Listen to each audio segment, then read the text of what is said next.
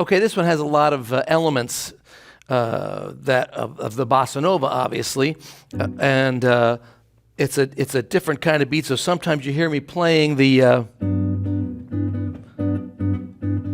but there's also a little bit of electric piano on this. So on that, he's playing. Whoever's playing is playing a long pads in there. So I was told once that by Cesar Camargo Mariano, a great piano player, he said, if I play long, you play long. If I play short, you play short. So it sounds, I was sort of discovering that along the way. I was thinking, if I think, yeah, it's going to work. And it actually worked. I was using that piece of advice to play longer chords in my rhythm playing.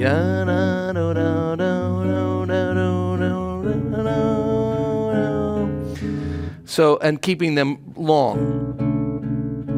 as opposed to,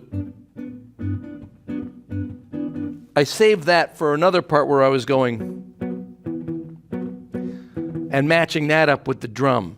But the other playing was matching up with that piano. And then I played a little fours at the end there, as you notice. So there was I was sort of playing, in a sense, what they call a kicker, where I would play, you know,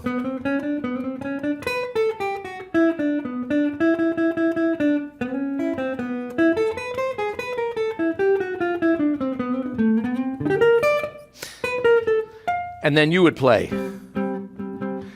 So I gave you that kind of thing for the idea of fours in there too. It made for a nice balance on the choruses and things. So you have me up front, then you, and then we split that little ending. And just be careful of that ending, because it goes, and then there's a 5 chord, and there's a B flat 7, G flat.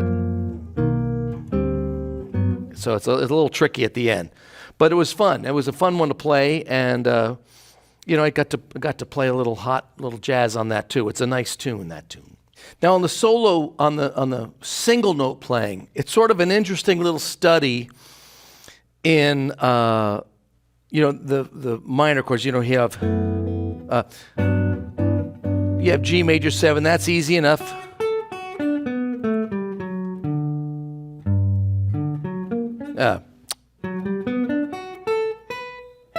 There's that G. Then you have a lot of 2 5s in there. So you have a lot of options for, but I have these kinds of things. You know,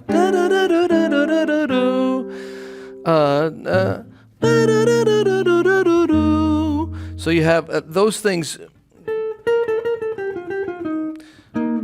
It's a good little like 2 5 study. Those are always those things you have to play over a lot, and then you have a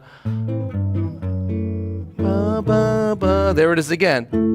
You have that F sharp to B7.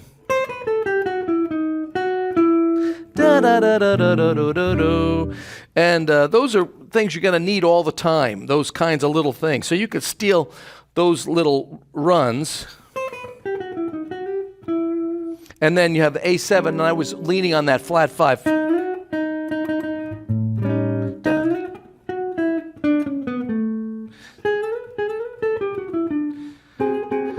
Those work out really nicely. They're nice colors in your single note playing and things, and you can find a lot of those. It's a good 2 5 study, you know, just to play that, and your ears start to perk up, and you start to find out where all those little 2 5s are. And at the top, so it's there's a nice one. That B minor 9 to E7 is right off the bat in the second half. Then it's really nice. So it's a good one to play a lot, because it's a good study to find those 2 5 combinations in there and work on how you play against them, because you're always going to have those. Another little trick that sort of works, not trick, but I have found these things on the guitar, and you probably have already too. But I love those little harmonics in there that work, especially, unfortunately, on the 7th string. They work really well, but at the end, there's that G chord. So that's the 7th fret. That'll work as a G chord. It also works on the 12th fret.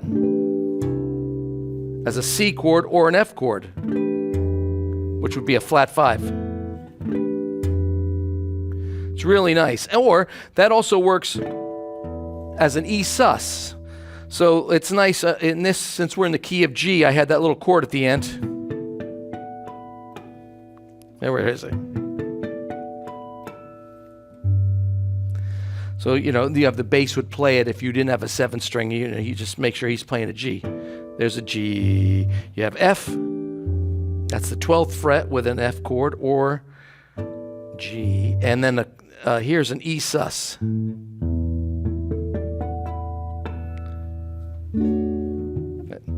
And then here it's a A sus. Leads you to D. So there's a couple of nice little colors in the harmonic parts of your guitar that work really nicely in there, and I used it right at the end of that.